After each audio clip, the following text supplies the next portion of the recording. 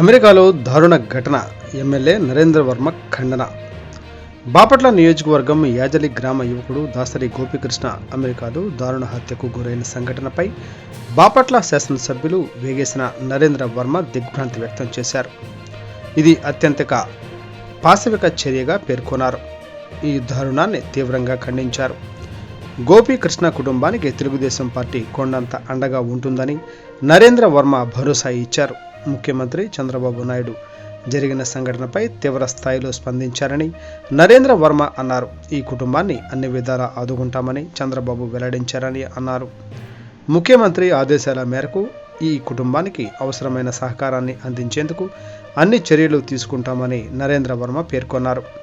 గోపీకృష్ణ భౌతిక కాయాన్ని వీలైనంత త్వరగా స్వస్థలానికి రప్పించే క్రమంలో ప్రభుత్వం చర్యలు చేపట్టిందని తెలిపారు. కర్లపాలెం మండలం యాజలి గ్రామానికి చెందిన దాసరి గోపీకృష్ణ బ్రతుకు తెరువు కోసం అమెరికాకు వెళ్లి అక్కడ అత్యంత దారుణంగా హత్యకు గురి కావడం తనను ఎంతగానో కలచివేసిందని ఎమ్మెల్యే నరేంద్ర వర్మ అన్నారు. ప్రజాతంత్రవాదులంతా ఇటువంటి దారుణాలను తీవ్రంగా ఖండించాలని అన్నారు.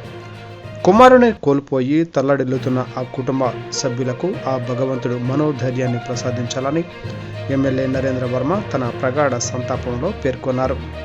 కుటుంబ సభ్యులకు సానుభూతి తెలిపారు.